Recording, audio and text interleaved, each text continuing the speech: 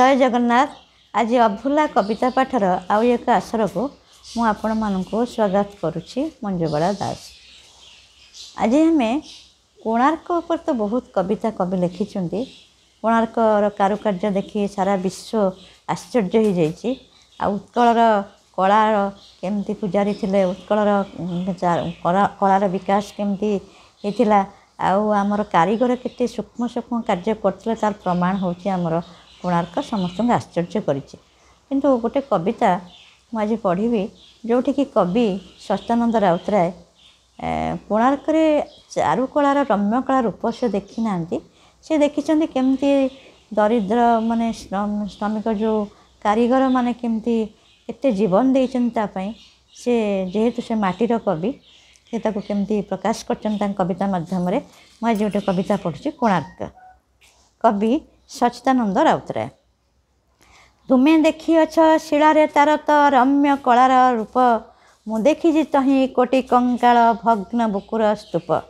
तुमे देखिअछ फुटिची किपरि colour Kauri लगी, रात्रिर कला जवनिका परे स्वर्ण उषार छवि। देखिछ किपरि कविता फुटिची पाषाण मुख देहे, देखिछ किपरि कविता फुटिची पाषाणर मुख देहे। तंद्रा मगन अलस सपने बुड़ीच निबिड़ स्नेह। तुमे चाखिअछ रसर झरना चारु मंदिर तले, गंडूस भरी पीच पीयूष निभाई तृष्णा नले। मु फेरीची दिनहाय दिन बेरसिक ताहारी सिंह द्वारु, पुंजित व्यथा अवसाद गुरु बड़ी अच्छी हृद भारू। मूलिया राखी नहीं मु देखिची सही मंदिर रूप व्यथर आरती देई। मूलिया राखी नहीं मु देखिची सही मंदिर रूप व्यथर आरती देई। मु देखिची सही शिलार कबरे केते कारीगर छाती, तिले तिले तले तिले तिले हाय लभिला समाधि सहिला कषण ताती। केते मजदूर गर्धर्व भली बही बही शिला भार, बंगाल कलेटी निज मेरु धाड़ हिसाब कि अच्छी तार।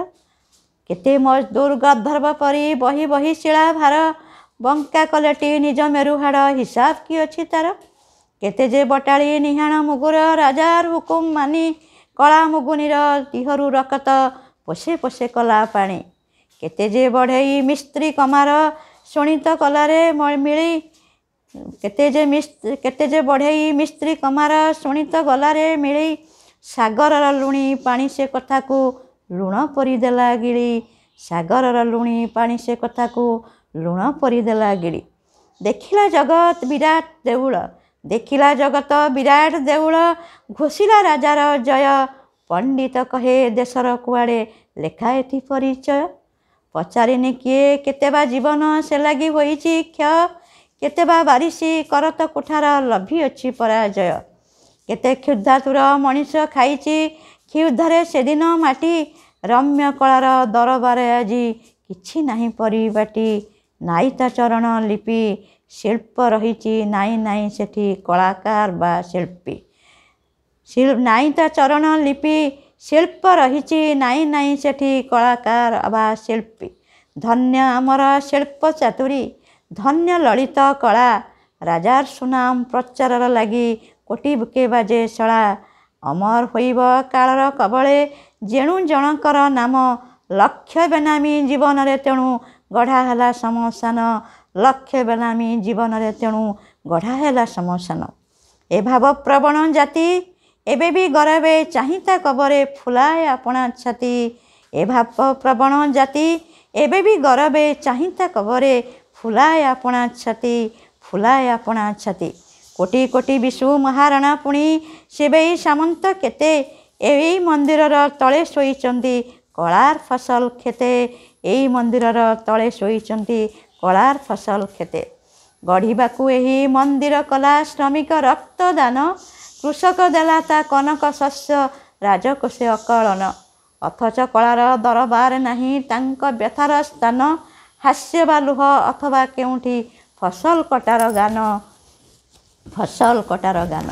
तोरणे तोरणे नंदन सिरी जक्षपुरीर लता, केउठिकी अच्छी माटीर शस्य धानर बिजुली छटा। आभिजात्यर बरादरे सेठी शांतिया रुचि झांचे, नग्न नटीर नधर चरण चपल छंदे नाचे। सेठी अछि खाली फुलर फसल सपनर नील ढेउ हीरार सूर्य पाहांती पहरे प्रणाम ता नेउ नेउ सेठी अछि खाली फुलर फसल सपनर नील ढेउ हीरार सूर्य पाहांती पहरे प्रणाम ता नेउ नेउ कही जाए धरा काने जीवनर जेते क्षत अपमान गाई नहीं किए गाने जीवनर केते क्षत अपमान गाई नहीं किए काने रम्य कलार लीला कही न तो कही किछि तो कहिनी मनीषर कथा कहिबार जहा थिला किछि तो कहिनी मनीषर कथा कहिबार जहा थिला रम्य कलार लीला किछि तो कहिनी मनीषर कथा कहिबार जहा थिला। कवि सचिरथ राय एमती तांकर हृदयर कथा जो गरीब पाई दिन पाई श्रमिक पाई माटी मूलिया पाई तांको प्राण सब बेले कांदी उठे तेणु से भले मन कथा भिन्न आकार रे प्रकाश करचंती।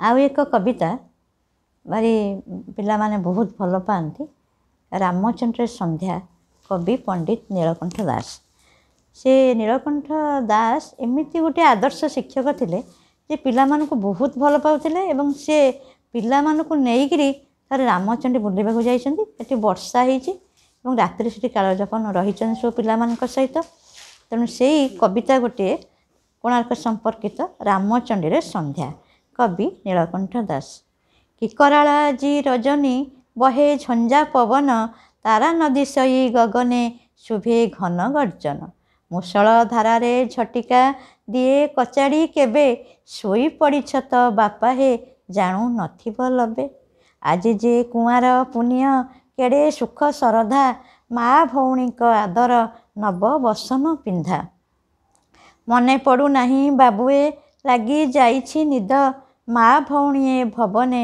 भजी थिबे विषाद लुगारे हलदी लगाई चाही थिबे जननी पिठा पणा खाऊ नथिब आजी सुखे भगिनी पवन झंकारे शुणु जे थिबे डाक तुम्भर पलके पलके चमकी हेउ थिबे कातर फाटी जाऊ थिब जहाज तांका हृदय सागरे निराशारे आशा चमके थिबे सेहु जागरे जननीर गुरु वेदना भगिनीर विषाद सुमरी सपने चमकी भांगी जीवटी निद सुअ सुअ धन आरामे सोई थाओरे शिशु पथश्रम करी आसीच समे विराम मिशु बहु बालीबंत डेई हे आजी आसीछ चाली सईकत नदी गर्भे पशी होईच पारी उरक कुटिल तटिनी भरा असार नीरे विस्मय सोहागे भेटिच केते बांके प्रांतरे बाट बुली केते अंधारे सही बरसा धारा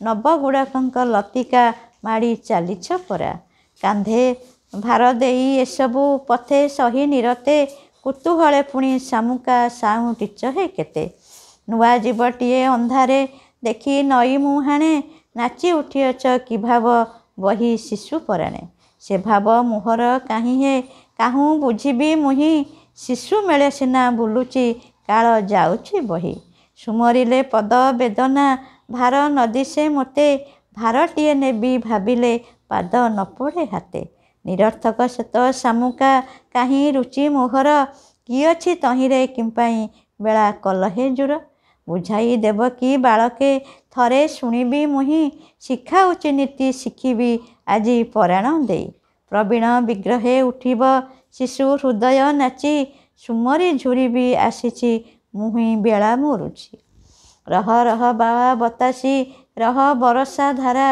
कुआर पुण्य हेउरे आजी रजनी सारा उठी आसु नील लहरी भेदी तारका राजी निशामणि जेहु गगने मही मुकुर माजी सरगु रजत किरण खेली जाऊ भूतले सरस बालुका बितान हसु जोछना खेले पादप पतर गहले तिल तंडुल छाई दूर चक्रबाल सीमंत भग्न मंदिर तहीं पुण्य जुआर पुलके भरा तटिनी मुख मृदुल लहरी हिल्लोले चारु चांद मयूख बिलोहित नदी उरसे नभ विमल रुचि बंत चूले शिशु देखिबे हृदय उठिब नाची मुही दिने शिशु थिलहि मने पड़ुछि मोर बसी शिशु मेले देखंती ए विभव रुचिर उठी चकी बापा एबे तो राति हेला प्रभात शिकरे बिंचाई समीरे ବହେ ସିନ୍ଧୁ ମାରୁତ ଫିଟି ଯାଇଛି ଗଗନେ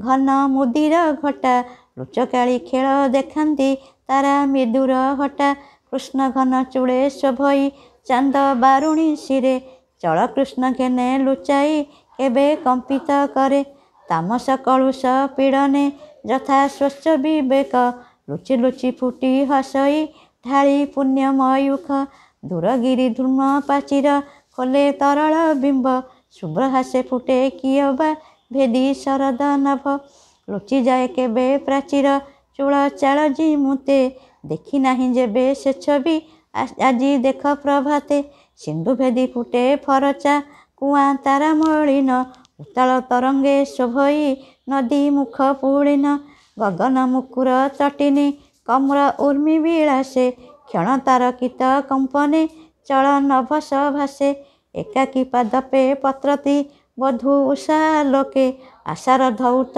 ଚିକଣ ପନ୍ତୁ ଫିଟାଇ ଡାକେ ଫାଟିଯାଏ ଦେଖ କାଳିମା ଉଷା ରଜତ ପରେ ପାରଦ ଉପାନ୍ତ ପ୍ରସରେ ମେଘ ଚଳେ ଅମ୍ବରେ କୋଣାର୍କେ କବିତା ଆମର ନୀଳକଣ୍ଠ ଦାସଙ୍କର ଏହାର କିଛି ଅଂଶ ତେଣୁ କିଛି ଅଂଶ କୋର୍ସ ଯେଉଁ ଥିଲା ସେଇଟା ଆମେ ପଢ଼ା ହେଲା ଆଜି ପାଇଁ ଏତିକି ରହିଲି ନମସ୍କାର।